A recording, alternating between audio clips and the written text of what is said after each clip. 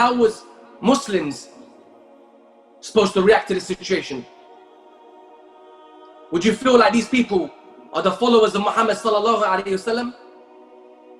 Or would it remind you of the likes of the munafiqeen, the hypocrites in the past, who would do anything to destroy Islam? Brothers and sisters, these issues need to be addressed. But there's no ears to listen. They've become numb to the dunya, which has taken them away. The hearts become blackened. Day by day it's getting worse.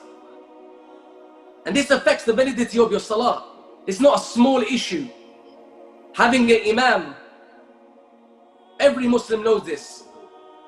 You open up the books of fiqh, praying behind people who are appearing as imams or people of knowledge. If they have shirky beliefs or they call towards kufr, this is not something to be taken lightly. As you know the condition of the salah, for your salah to be valid, you have to pray behind a Muslim. For your salah to be valid, you need to pray behind a Muslim. This shouldn't be taken lightly. So take heed and reflect upon your situation as a Muslim. We all want paradise. We care about our deen. And we're honored. And we stay and we stick to following the path of Muhammad sallallahu alaihi wasallam, the path of the Sahaba. We love them.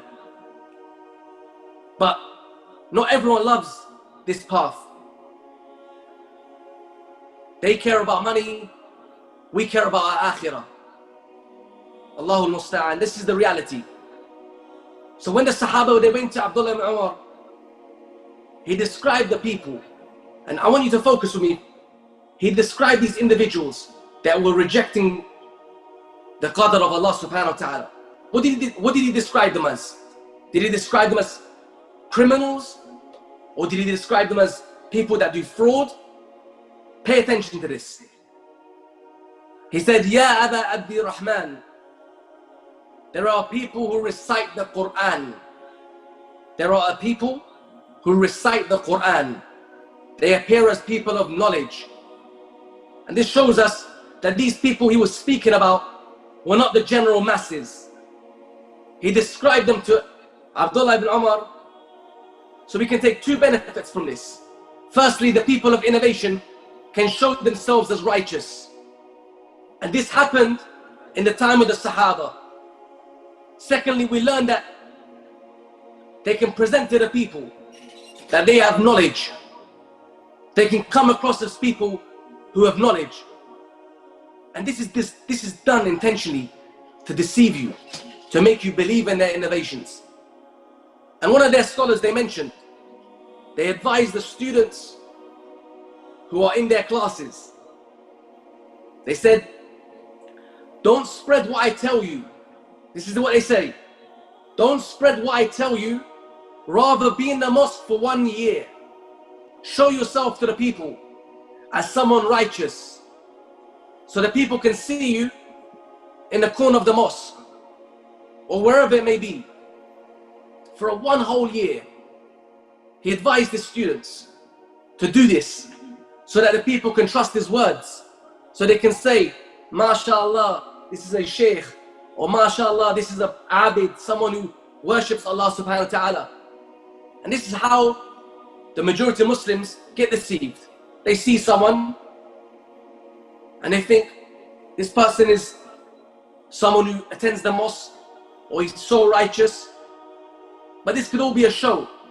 What we need to look at, we need to look at the Aqeedah. A Muslim should look at the Aqeedah first.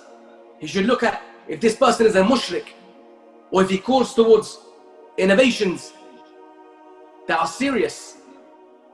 So remember this. And these things we need to understand. Reading the Quran or seeing someone in sujood, these things don't necessarily negate the fact that someone can be a hypocrite.